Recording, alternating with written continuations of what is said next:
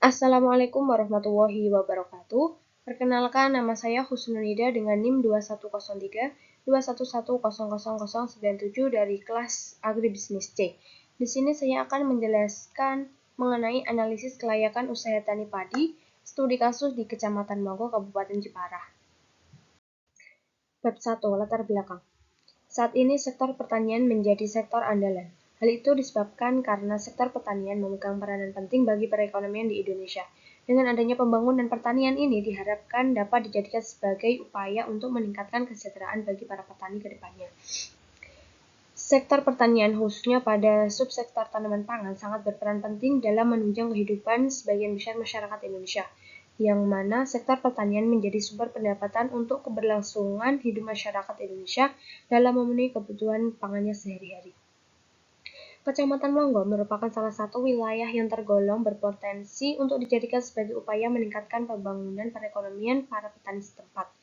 Namun, pendapatan petani di Kecamatan Manggo tergolong rendah, sehingga hal tersebut sangat mempengaruhi kesejahteraan petani. Rendahnya pendapatan petani dapat terjadi karena harga padi di tingkat petani rendah, sedangkan harga beras di pasaran sangat tinggi. Selain itu, masalah yang dihadapi yaitu harga pestisida dan harga pupuk yang mahal, dan kadang biaya yang dikeluarkan petani lebih besar daripada pendapatan yang dihasilkan. Selanjutnya yaitu gambaran umum. Kecamatan Longgo merupakan salah satu kecamatan yang terletak di Kabupaten Jepara dengan luas wilayahnya 4.951,34 hektar yang terdiri dari lahan sawah yaitu 881,586 hektar dan lahan kering sebesar 3.358,650 hektar. Luas panen padi di Kecamatan Longgo mencapai 2.157 dan jumlah produksinya sebesar 11.798,2 ton. Identitas responden. Nama, Sarno, jenis kelamin laki-laki, pendidikan SLTP, usia 65 tahun, alamat Desa Sidang, RT 45 RW 08 Sinanggul, Kecamatan Longgo. Jumlah tanggungannya yaitu 2 orang. Selanjutnya yaitu analisis kelayakan usaha tani. A. Biaya variabel. Terdapat kebutuhan benih, pupuk, pestisida, dan tenaga kerja dengan biaya total yaitu sebesar 2.290.000.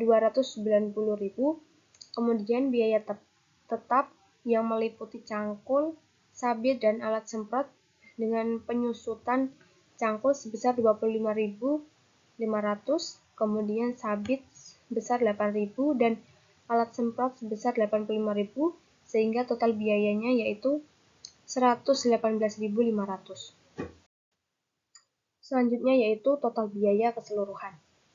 Didapatkan dari penjumlahan biaya variabel sebesar 2.290.000, biaya tetap sebesar 118.500, sehingga total biaya keseluruhan yaitu 2.408.500. Kemudian mencari total produksi, penerimaan, pendapatan, dan keuntungan.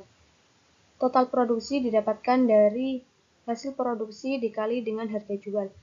Dengan hasil produksi sebesar 700 kilo dikalikan dengan harga jualnya yaitu sebesar 6.200 sehingga didapatkan hasil 4.340.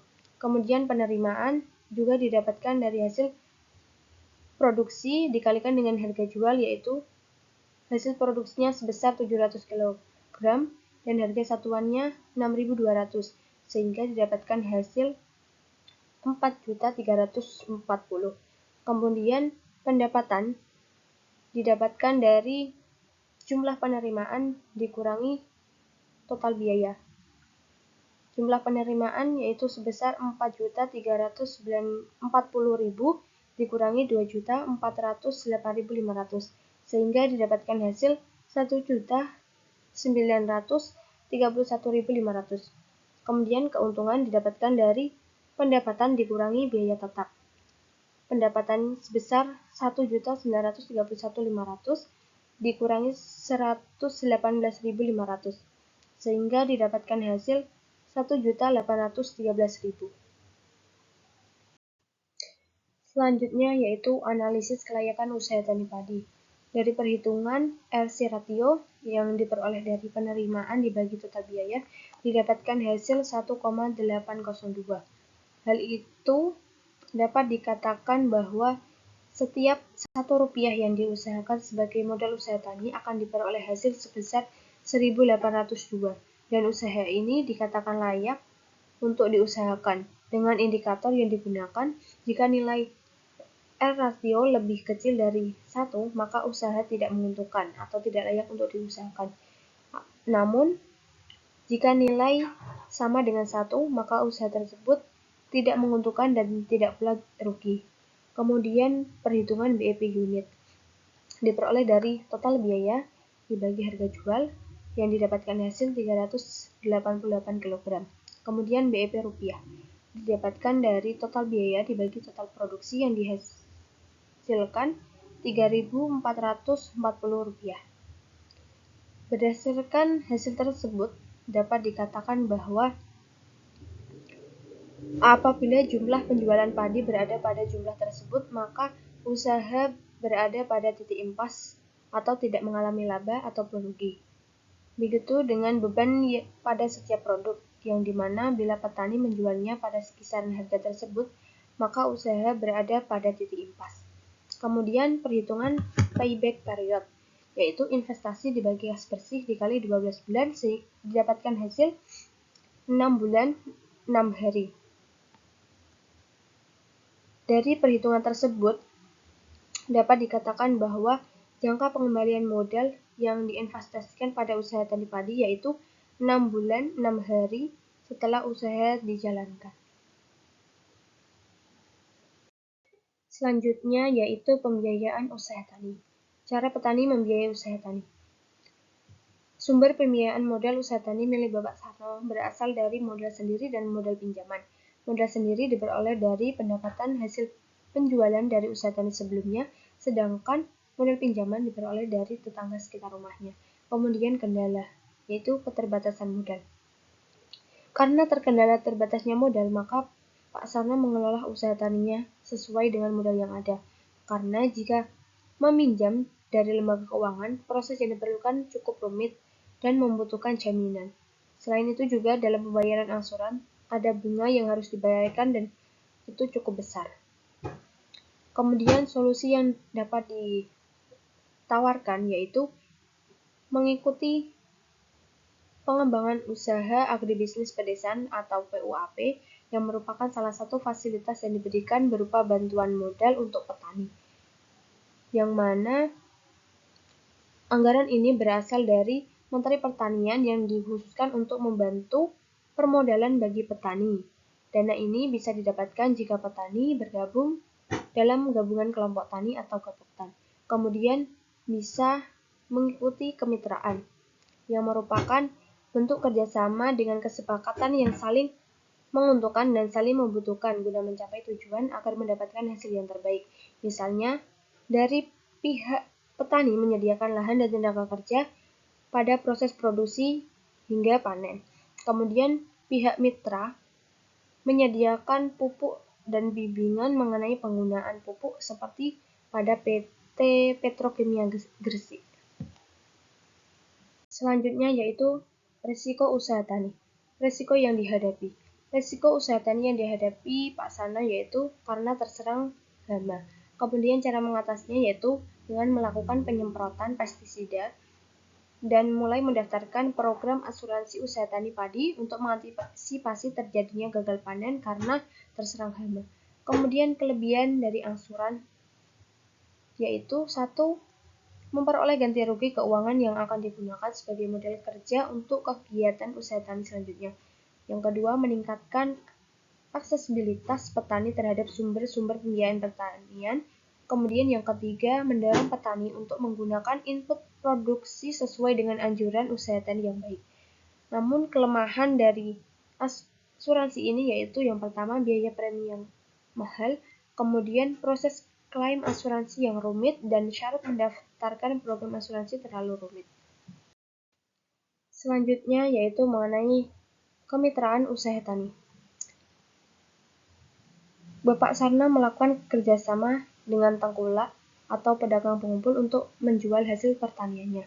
Kemudian menjalin kemitraan dengan perusahaan yang dipilih yaitu PT Bulog, karena PT Bulog merupakan perusahaan milik negara yang bergerak di bidang logistik pangan, di mana dengan menjalin kemitraan dengan PT Bulog, kegiatan usaha tani yang dijalankan akan didanai dan dikelola oleh mitra kerja dari PT Bulog, serta melakukan pendampingan dan membeli hasil pertaniannya.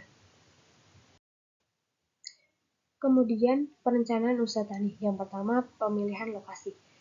Pak Sano memilih lokasi yang dekat dengan pengairan, karena jika terjadi kekeringan pada lahan, bisa melakukan pengairan tanpa mengeluarkan biaya yang cukup besar. Kemudian yang kedua, komoditas yang dipilih. Komoditas yang dipilih yaitu padi, karena lahan yang ditanami selalu tersedia air. Selain itu, komoditas padi memiliki keuntungan yang besar serta permintaan yang padi yang semakin meningkat. Selain itu, hasil padi yang diperoleh jika tidak dijual akan dijadikan sebagai bahan pangannya sendiri. Hal itu juga menyebabkan Pak Sarno untuk memilih komoditas padi untuk ditanam. Kemudian yang ketiga, input-input yang digunakan. Luas lahan yang ditanami yaitu sebesar 1.400 meter persegi.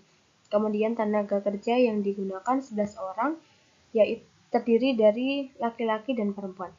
Kemudian benih yang digunakan untuk sekali tanam yaitu sebanyak 7 kilo dengan harga 75.000 per kilogramnya. Kemudian pupuk yang digunakan yaitu pupuk urea sebesar 50 kg dan pupuk Ponska sebesar 25 kg. Kemudian alat-alat yang digunakan dalam proses usaha taninya ada sabit, cangkul, dan alat semprot. Selanjutnya yaitu kesimpulan. Analisis kelayakan usaha tani padi milik Pak Sano yang didapatkan dari perhitungan versi rasio diperoleh hasil sebesar 1,802 BEP unit produksi sebesar 388 kg dan BEP harga sebesar Rp3.440 dan payback period yaitu 6 bulan 6 hari. Dari perhitungan tersebut dapat dikatakan bahwa kegiatan usaha tani milik Pak Sano layak untuk dijalankan. Kemudian, dalam usaha tani memiliki kendala dalam pembiayaan kegiatan usaha taninya. Hal itu disebabkan karena terbatasnya modal yang dimiliki, sehingga beliau menjalankan usaha taninya sesuai dengan modal yang dimiliki. Kemudian, resiko yang terjadi pada usaha tani ini yaitu terjadi serangan hama. Untuk cara mengatasinya yaitu melakukan penyemprotan saat terjadi serangan hama dan mulai mendaftarkan program asuransi usaha tani padi atau AUTP. Kemudian bentuk kerjasama yang dilakukan yaitu dengan tengkulak atau pedagang pengumpul untuk menjual hasil panennya. Kemudian perusahaan besar yang dijadikan sebagai mitra yaitu PT Bulog.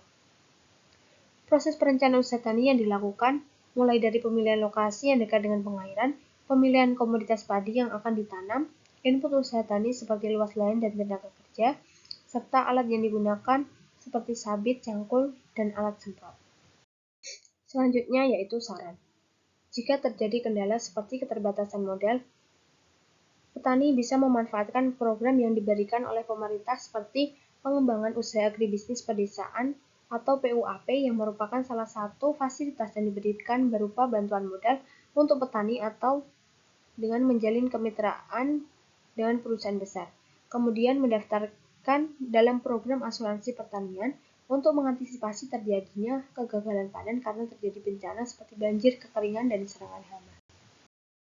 Sekian presentasi dari saya, kurang lebihnya mohon maaf. Wassalamualaikum warahmatullahi wabarakatuh.